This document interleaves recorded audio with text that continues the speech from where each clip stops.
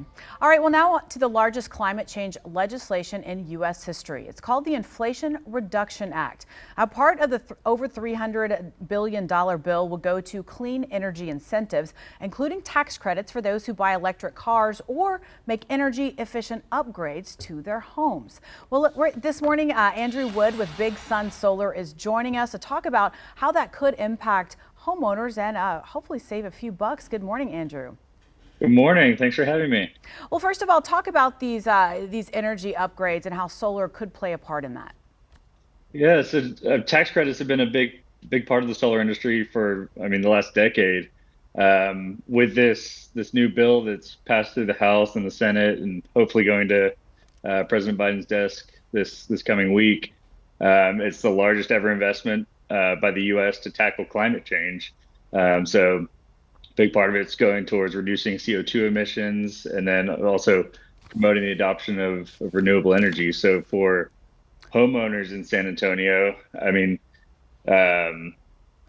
the tax credit was scheduled to step down in 2024. So now it actually gets extended for another 10 years at that 30% mark. And Andrew, we are seeing a surge in San Antonio and in Texas in solar energy. You just drive down any neighborhood in San Antonio, you can see the solar panels on homes. Talk about how that does help homeowners save money. Yeah, so the solar is actually tied directly into their house. So it's energy that they get to produce from their own solar panels instead of buying it from the local utility company. So every month they're producing their own energy, saving money, and they get a return on that investment. So they're eventually paying off that solar system and have an extremely reduced energy bill. And Andrew, some critics might say, yes, you may save a few bucks in the end, but the upfront costs are just, it's very difficult for middle-class families to actually afford something that massive in changes to their homes. Can you talk about that? Yeah, so there's a couple of different things. One, in this new bill, there's actually a big portion of it aimed towards low to moderate income families. So in some of those lower income areas, there's going to be increased tax credits.